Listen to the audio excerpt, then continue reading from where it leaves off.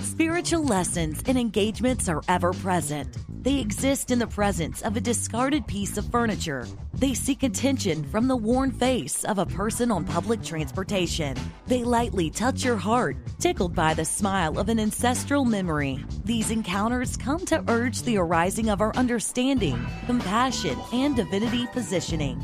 Welcome to the Arise with E podcast, where author, playwright, and minister E. Claudette Freeman takes the charge to share the messages from the moments calling us to arise.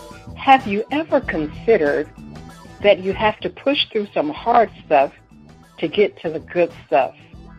Maybe we should discuss it after this. Hi, this is Brenda L. Jackson, and I want to talk to you about my second cookbook. It's coming out this summer, Culinary Roots 2, a legacy of faith, family, and food. Food is an integral part of who we are. So what I want you to do is just check the book out, see what it's about, and I promise you, you will evoke more conversations with your own family. So in the summer, when it will be released, meet me at the table and let's have a conversation. Enjoy the balance of your day.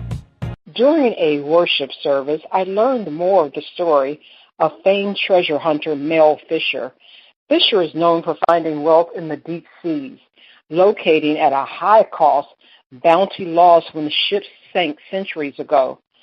Several things stuck out for me personally during that message that I will likely share in different podcasts, but there was one specific thing that made me slide down my chair.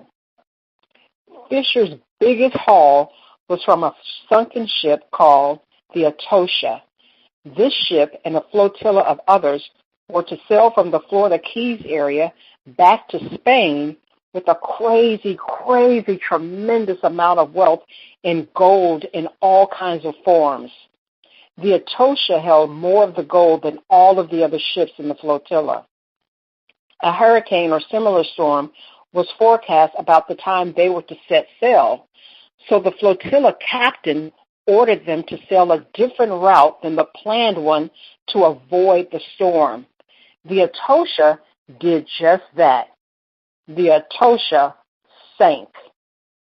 Those that disobeyed the captain and stayed the course made it to Spain safely. So why does a ship with billions and more of dollars sinking excite me?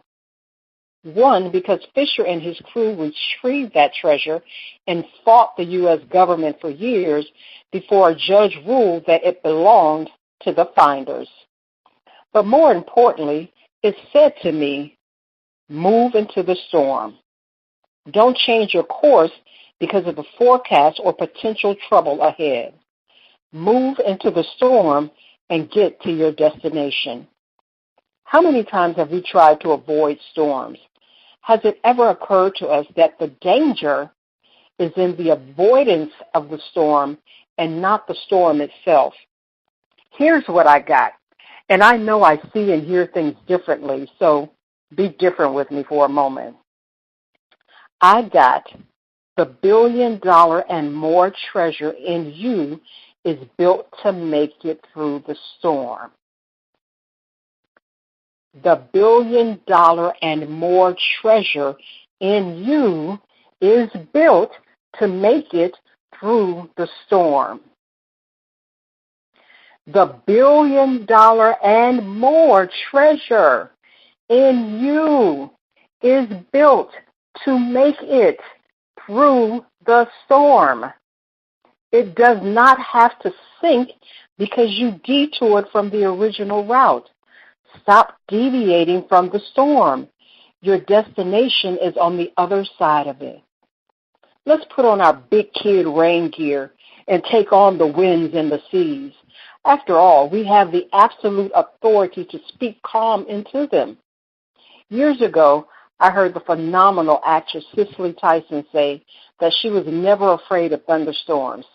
She said she, as a child, would in fact go outside during storms. She shared that she didn't fear the storms because she knew and trusted the one who created them. Have mercy. Do you trust God enough to sail through the storm? Arise, Write, Release. Be sure to check out my catalog of products at www.eclaudetteliterary.com. You'll be glad you did, I promise. Thanks for engaging Claudette Freeman's Arise with E podcast. Be sure to join our mailing list at www.eclaudetteliterary.com for priority updates on workshops, events, and more. For sponsorship and advertising opportunities, email rightwordawakened@eclaudetteliterary.com. Arise with E is part of the WWA, the Right Word Awakened movement, and Emily Claudette Freeman Vibe.